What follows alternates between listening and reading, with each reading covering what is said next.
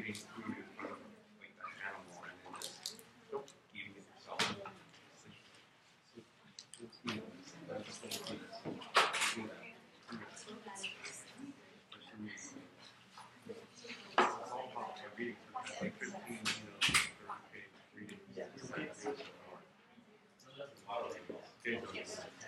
He hasn't done it.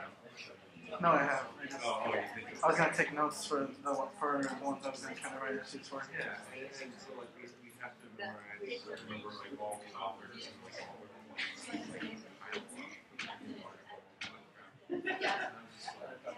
They're all rigid.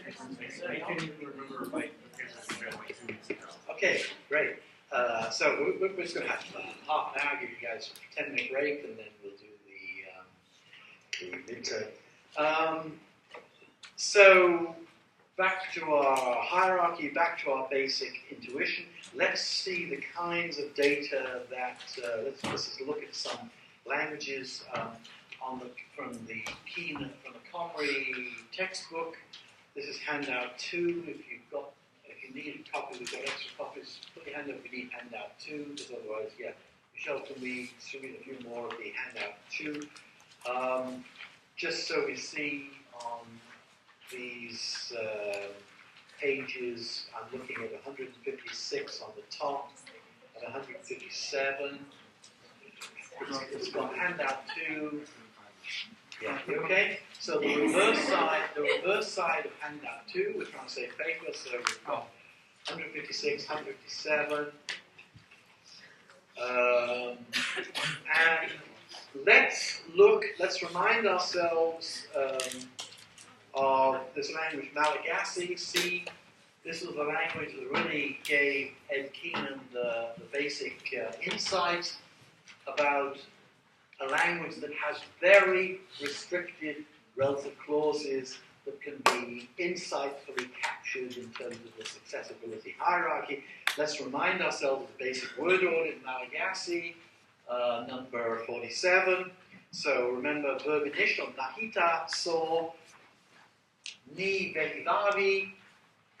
Ni is a little word for an article. When we talk about later in the quarter about definite and indefinite articles, I'm going to make some interesting comments. So remember about it's not quite like an English definite article. In fact, in a lot of these Austronesian languages, you get things that people call articles, but they have a far more broader function. They can also translate things like indefinite articles. I mean, you could actually then translate that the sentence 47 as a woman saw a student, or a student saw a woman, which is how it's going to be because it's VOS. So it could be a woman and a student, and but more commonly it's the woman and the student. Now remember, because it's VOS, you've got the subject on the right, the student saw the woman. Okay, VOS. Now you try and make a relative clause. How do they make a relative clause? Well, it's very, very similar to English. It's a post-nominal relative language. Ni mpianatra, the student. That's going to be our head noun. Then we have the relative clause, and the first word is glossed as that. That's typical across languages. Izai. It's their general word that indicates things like, I believe that John is sick. I told you that you shouldn't do it. Whenever you have some subordinate clause with a subordination marker, you use this izai. And similarly, use it here. So the student, that. Now, with verb initial, nahita, saw. And now we have one identical occurrence of the head and one overt NP. So we've got here literally ni pinatra, the student, izai, that, saw, ni vehivavi. And the question is, what does that sentence mean? In many languages, in Welsh, for example, or in other verb initial languages, you'd have two possibilities. You would have the overt noun phrase could be either a subject or an object, and you could, in principle, be relativizing on one or the other. One or the other could be a gap and the other one could be a verb. So if we had a language like Welsh, technically you could get, and with those words, it could be the student that saw the woman, or the student that the woman saw. And what those languages have to do is to make clear, and some of them do it by pronoun retention, some of them do it, well, there's various ways in which they can do it. What Malagasy does, and the reason this sentence is unambiguous, Malagasy can only relativize on a subject. So the missing tooth, the gap in the sentence that refers back to the student, has got to be the subject. So that sentence has got to mean the student who saw the woman. So saw, the verb, the woman's got to be the direct object. It cannot translate the student who or whom the woman saw. It can only translate the student who saw the woman. You can only relativize on the subject. Now, how do you translate things like the student whom or that the woman saw? Well, what you have to do is take the basic sentence. So here we've got saw the woman, the student. That means the student saw the woman. I can relativize on the student, the subject. That's because you can relativize subjects. What if I want to say literally the woman that the student saw? Well, what I have to do is convert the verb nahita to a passive form and produce first the sentence, the woman was seen, the student, by the woman, is how it's going to come out. We're going to look at these later. You basically passivize to get that woman into subject position. The woman was seen by the student. Once you've got the woman in subject position, you can relativize on the woman. The woman such that was seen by the student. And so you can get relativization on non-subjects only if you passivize. So basically, this is what it means to have a lab. Now, in a sense, this isn't a dumb strategy, if you think about it, because sentences like, 48, which in other verb initial languages would be completely ambiguous. They'd be ambiguous in terms of whether you're relativizing the subject or the object, unless you've got some case marking or resumptive pronouns or something. You've got to come up with a way of making clear what the role of the head is. How does Malagasy solve the problem? Beautifully. You can only relativize subjects. And hence if you've got an avert NP, ni, veni, vavi, that's got to be the object. And I have relativized one, so that the literal translation of this is the student who is such that he or she saw the woman. You've always got that head playing the role of a subject, and that disambiguates, it makes clear the role of the head.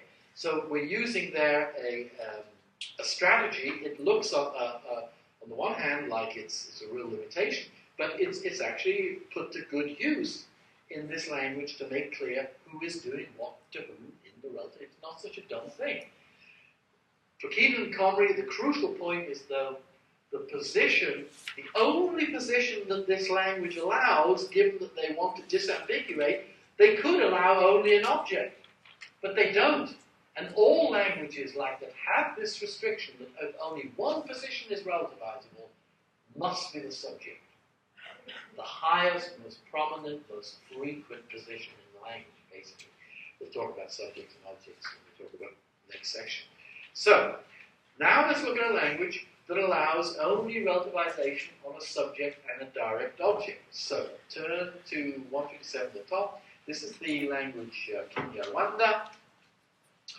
And we've got here literally the sentence, I saw the man who struck the women. Now, excuse the example, it's taken from the book, and there's not much we can do about it. So, with apologies, that's the example that we're dealing with. And let's look at the grammar. So you've got I passed see, I saw the man, so ubu gabo is man. And then we have a relative clause that has a relative marker, w. It's got a past affix. It's affixed to the verb strike, but it's a relativizer, if you like, attached to the verb, and it has then women in the direct object position. So here we have a case of a relativization on a subject. I saw the man who. The man is playing the role of the subject, and we're getting a subject relative there. In 50, we're getting I saw the women that John struck. We're getting I saw women, and then we've got now John, he struck, and you've got a gap for the object position. The missing position, the gap, is clearly referring back to the women. That sentence translates then an object relative.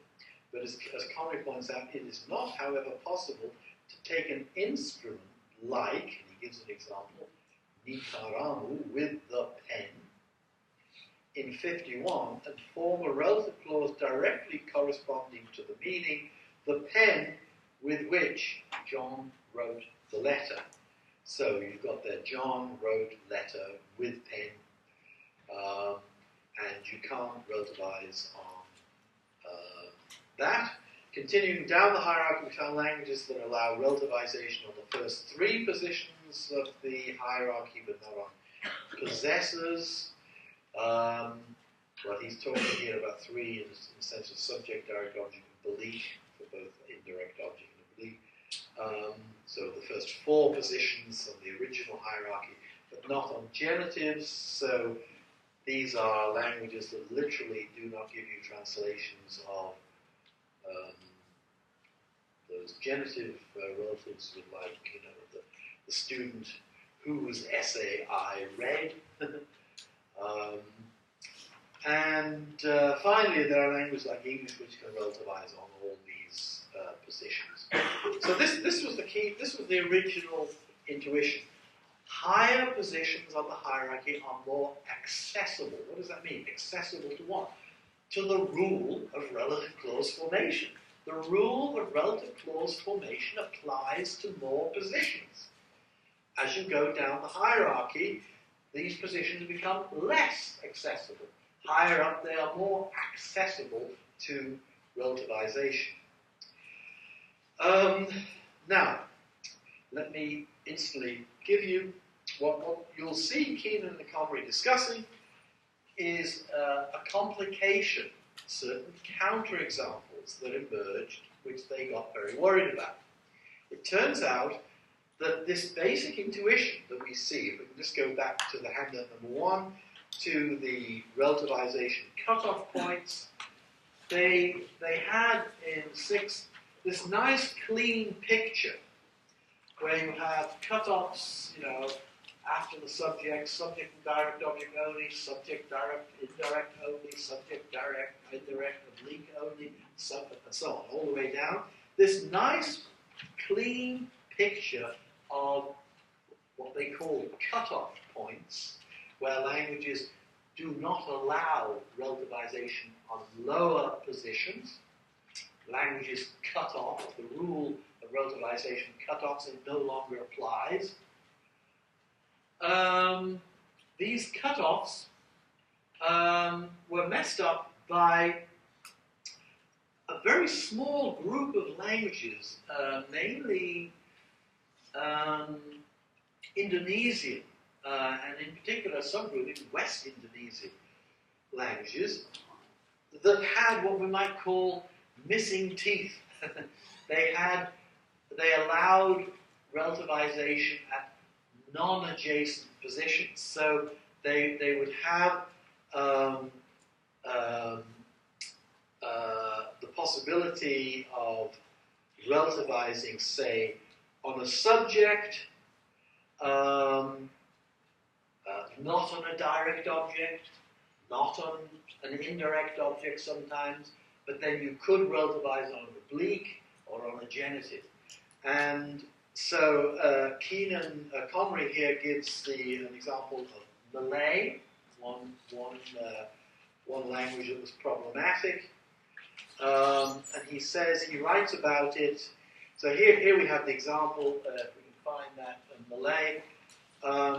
52, so we have Gadis lady, here's their little subordination marker, yang, that, lady that sit on top bench, the lady who sat on the bench, the elder sister Ali, which means is Ali's elder sister. The lady that who sat on the bench,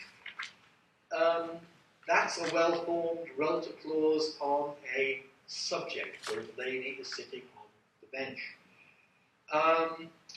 53 is translating the person whose elder brother hit me. And the literal translation, orang person, yang, that, and then elder brother his, abang ya, you got the his form, hit me, and then a definite article that follows the whole thing, the. So the person whose elder brother hit me. Now, Comrie points out, in 52, you have relativization of or on a subject. In 53, you have relativization on a possessor or a genitive.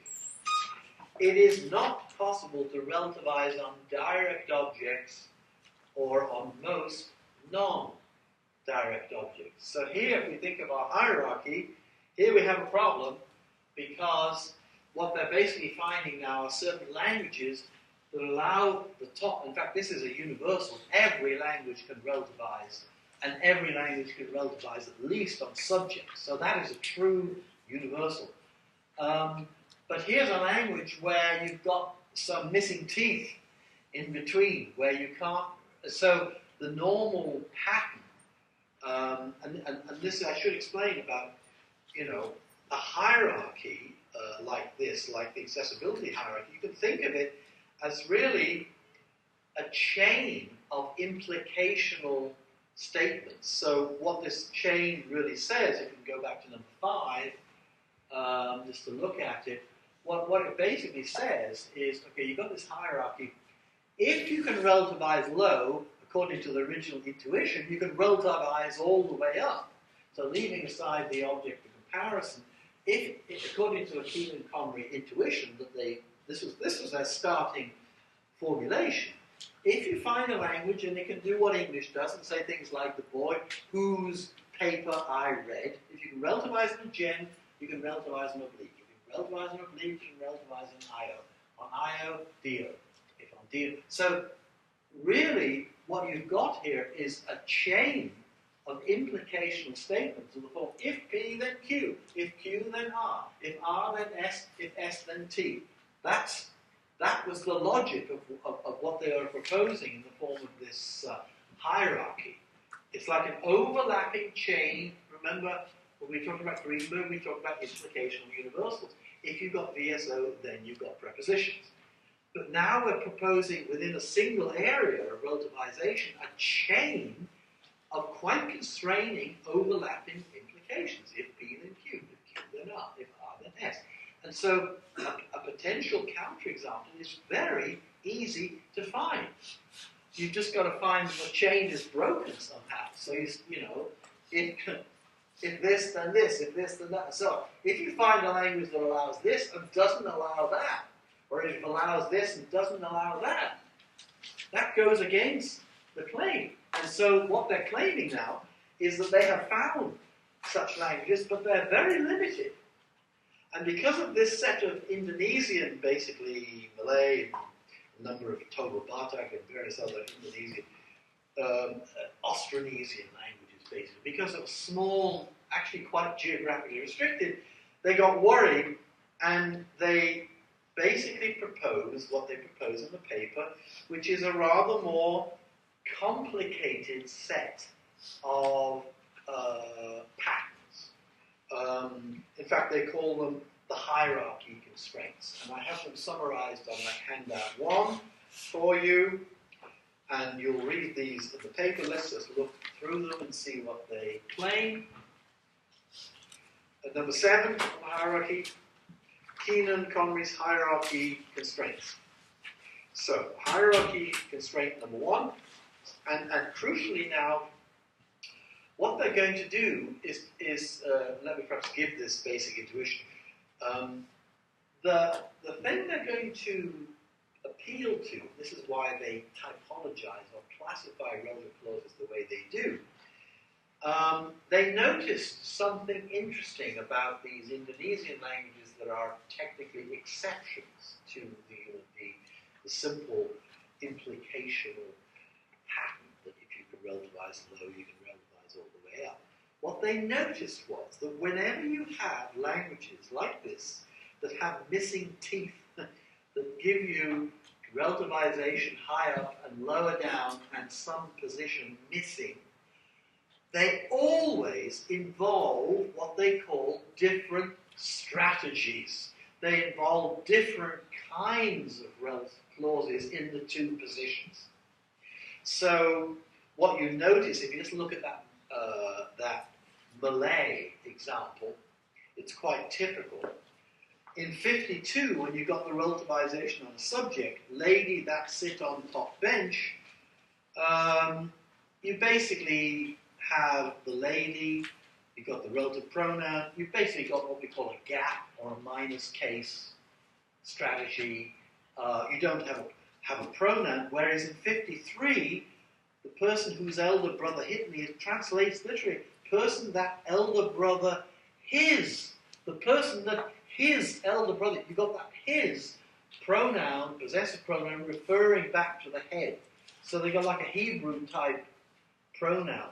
So their intuition was, so to classify it in Keenan-Conry's terms, in 52, the strategy in Malay would be post-nominal, so noun rel minus case, and 53 would be noun rel plus case. You're using in their terminology different strategies. And you can see the reason why they set up then this definition of the strategy. They're going to reformulate anything. They're going to ask the question not just, can a language relativize on a position, but how does a language relativize on a position? With what strategy? Classified according to these two parameters. So you are a different strategy if you have a different value for noun rel noun, plus case, minus case. That gives you 4 possible combinations. Noun rel plus case, noun rel minus case, rel noun plus case, rel noun minus case. There are 4 possible relative clause strategies.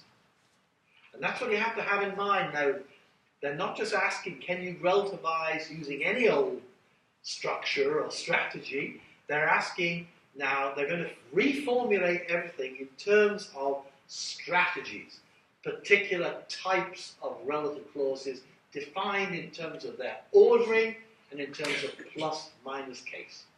See where they're going?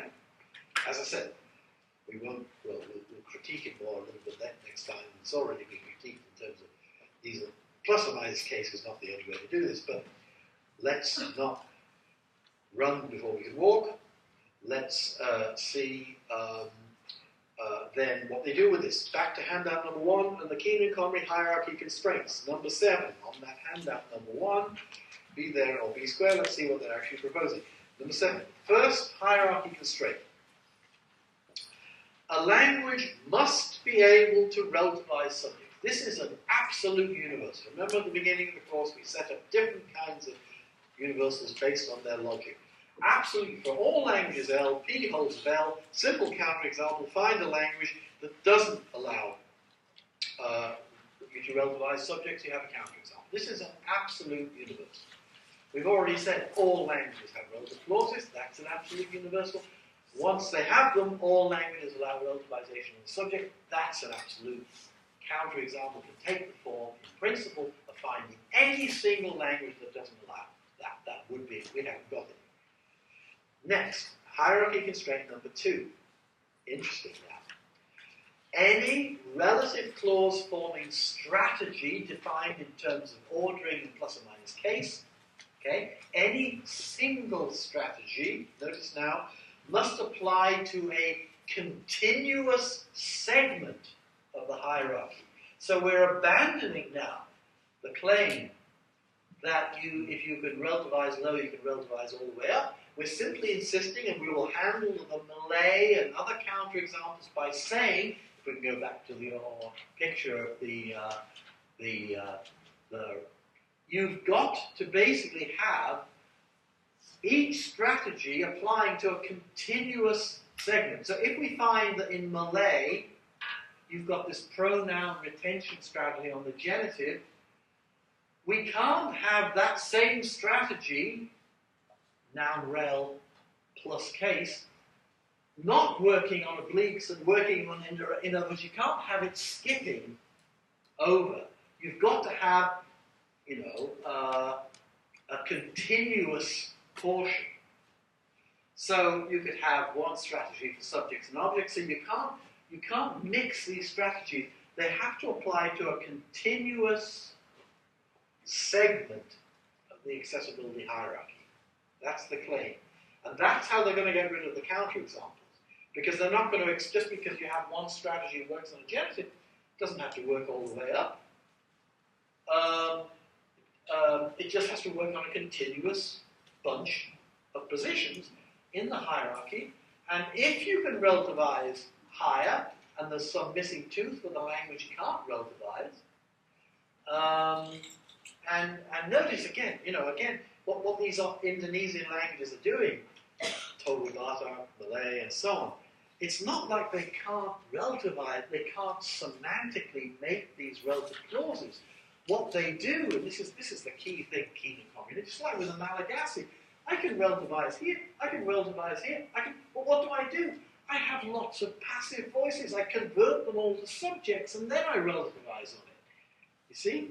They can do it semantically, but you have, in all of these counterexamples, you have rich passive rules, not just a single one that we have in English, but these are what called rich verb coding languages. They've often got rich agreement, they've got rich passive voices.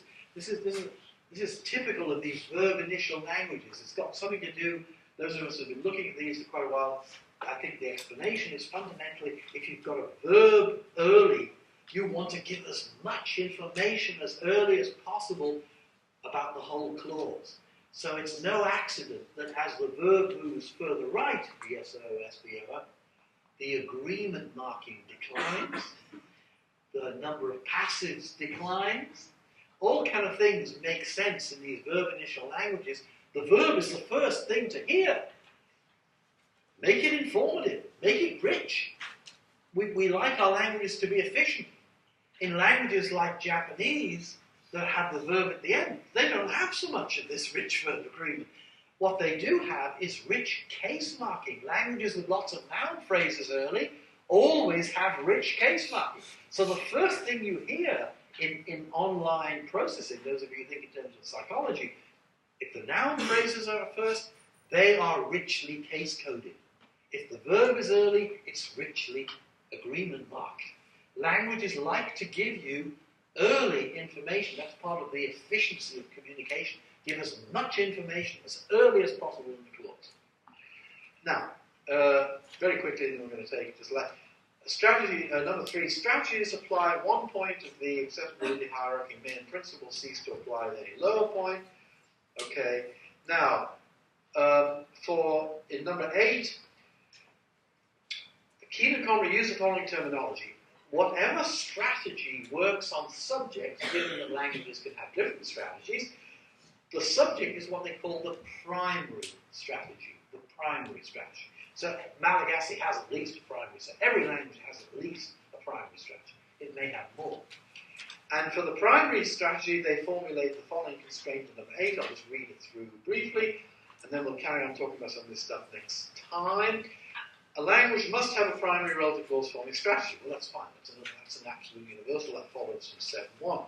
If you must have relative clauses, and if you must be able to relativize subjects, then it follows logically you must have a primary relative clause forming strategy. Number 2, top of the next page, if a primary strategy in a given language can apply to a low position on the hierarchy, then it can apply to all higher positions. Well, this now follows from the continuous segment idea. If the primary strategy works on subjects, and you've got to have adjacent positions, relativized, you can't have missing teeth for a single strategy, you can for different strategy, then it follows that wherever else that primary strategy works, however far down it goes, it must also go continuously up to the subject. That follows from the hierarchy constraints and from the definition of a primary strategy. And number 3, a primary strategy may cut off at any point. That's fine because you'll be satisfying the continuous segment prediction. So, what we're going to do now is take a 10-minute break. I want you for next time, if you haven't read the Keenan-Comrie paper, read the Keenan-Comrie paper. We're going to carry on talking about it and some related points next time before we move on to the next section of the course, which deals with international relations. So we'll start putting some of those readings up. Now we're going to have our midterm, take a 10-minute break, get some fresh air, get some sunshine, bask in the California weather for a little bit, and then we'll have